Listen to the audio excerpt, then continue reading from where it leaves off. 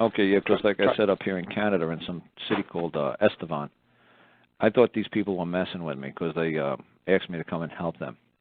And I said to them, the man had to turn himself into jail on Tuesday, into the prison system up here. And I said to them, let me read your case. So I read his case and said, okay. I seen that you were trying to work with the CRA, IRS, and in 2004 they defined you as a contractor. In 2006 they said you had to define yourself as self-employed, and you still define yourself as a contractor.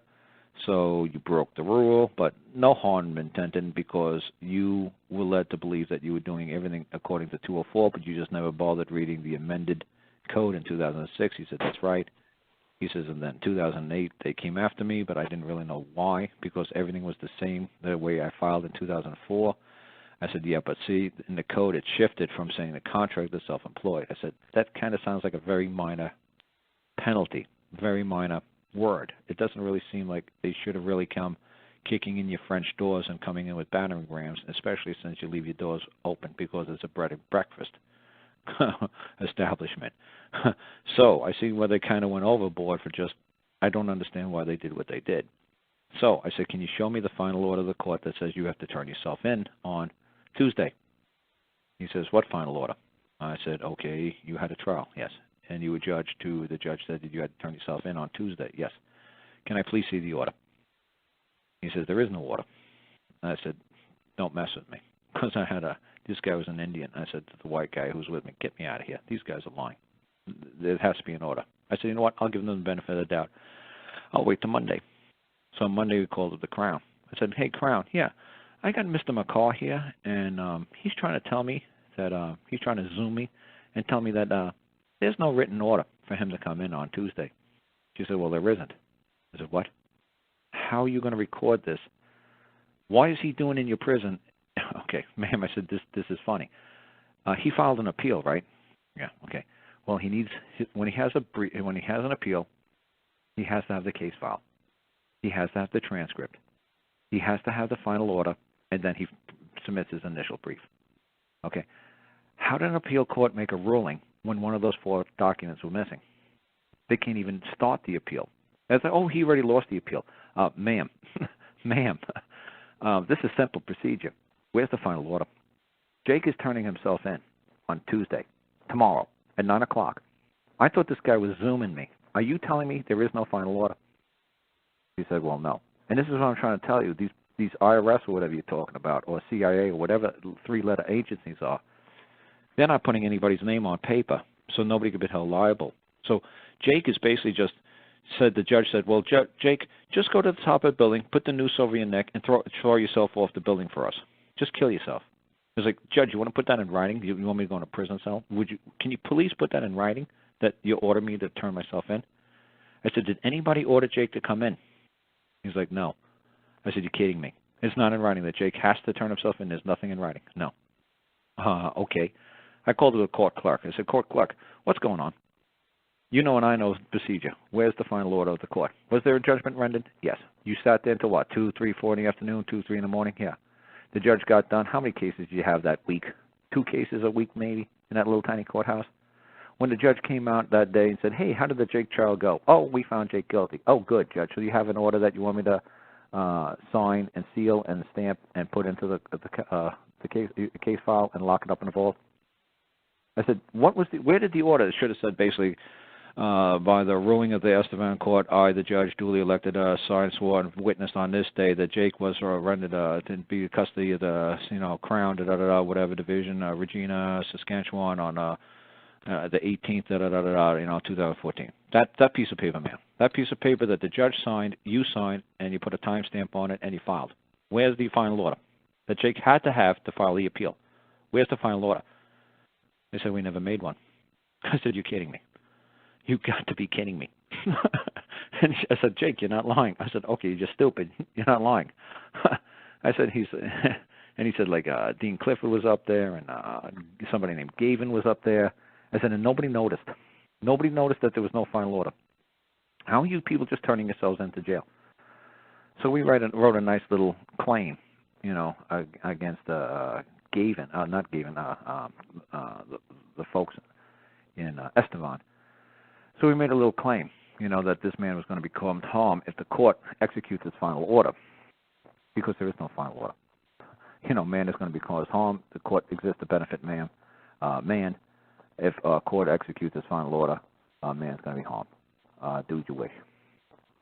So it was funny when he turned himself in, like he said he was going to do. I said, look, don't do a Geronimo's Last Stand. Turn yourself in and totally consent and totally comply, because this is going to be a heck of a claim. He turned himself in on Tuesday. It was funny. They said his family went by on Tuesday night at 9 o'clock at night.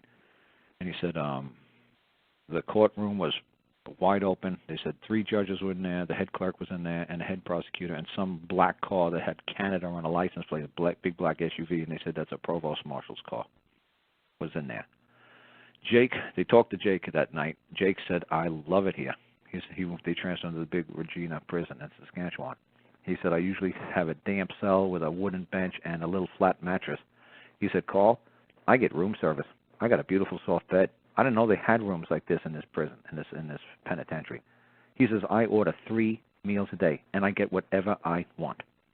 He says, I ain't going home. He said, I'm staying. I said, well, good. I said, enjoy the 3 or 4 days I spent to talk to you. Let some of the information I have filter down through your head. It's going to take a while. I said, look at it this way. Gandhi did his best work from jail. Nelson Mandela did his best work from jail. I said, Muhammad did his best work from a cave. He wrote the Quran. I said, enjoy it. Enjoy a little rest time away from the wife and kids. He says, yes, this is great. I said, yes, they realize that they're messing with a man, and they realize that they messed up big time. That you're sitting inside of a penitentiary, and there's no order for you to be there.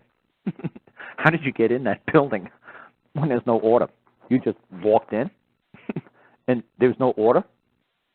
Reprimanding you to be, ordering you to be there? So where did he go from here? He's just going to kick back and relax for a couple of days, and everybody's trying to scramble in Estevan in Saskatchewan, trying to figure. Ma'am, he doesn't. Angela, he don't want to go home. He said this is like the 5-star resort. He doesn't want to go home. He said this is like a 5-star resort. He said I never knew they had jail cells this wonderful in prison. I said, did you ever ask when you ever went to jail before? Did you ever ask if you got better accommodations? I'm a man, and you're here to benefit me, and this jail cell is going to cause me harm, and I know you don't want to cause me harm. I'm a man, right? So they're causing him absolutely no harm. Okay, but at some point in time, he's going to want to go home. He probably has responsibilities. He's going to go home eventually. Right? I'm sure they're going to just say, look, there's been a terrible grave error. Hope you forgive us. Yeah, we realized they're going to blame some. Oh, you know what they showed him? They showed him like this long form. I got to get a copy of this long form. You're going to laugh your behind off. It just said he owed $14,000. It didn't say about going to jail, but it said it was a CRA, like an IRS long form. And it said something about he owed $114,000. And the court clerk, I said, that's the best you could find on Jake's case is somebody named Lululemon. Who's Lululemon? He's like, well, that was some girl who would just go from province to province and sign paper on behalf of CRA. I said, like IRS. I said, okay, great.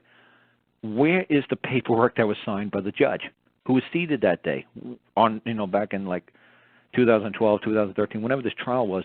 What did he witness that day?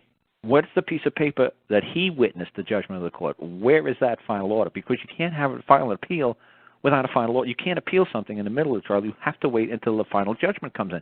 Where is the freaking court order? The order of the court. Where is it? Well, this is the best we got is Lululemon. Where can we find Lululemon? You know what the court clerk said? Well, she was kind of a young girl, and she found a man, and she fell in love, and she went off, and we can't find her again. I said, this is the most ridiculous nonsense I've ever heard in my life. That is ridiculous. Yeah, so like I said, we got to get that. We got to get those people on your show next week if they want to get them on. The wife's name was Karen, and the other guy was Donald Allen, and they were like, "This is." When they met me, and I was like, I read the whole entire case file, and I said, okay, you made a little mistake. You should have declared yourself as a self-employed and not a contractor, but no big deal. I said, that's what my mom does for a living. She'll sit and she'll look at the computer, and she does tax preparing for people or helps people with businesses, and she'll look at the computer with wake up in the morning, a cup of coffee, says there have been any amendments in the code. I got a 347 customer, a 322 customer, a 511 customer, and she'll just scan. No amendments in those codes. Okay, I don't have to modify anybody's IRS return, and that's it. But these people who they're doing an IRS tax return, maybe they did it 100% correct in 2004. And like Dean, they changed the code on him just at the first of the year, whatever they changed the code on him. So when he went to work back through the code that he believed was still legitimate and good, when he found out, they changed the code on me. Yeah. So everything that you put in there before that you're putting in now is either illegal, could get you in a lot of trouble, or just makes absolutely no freaking sense because you're not a code decipherer, so stop using that code.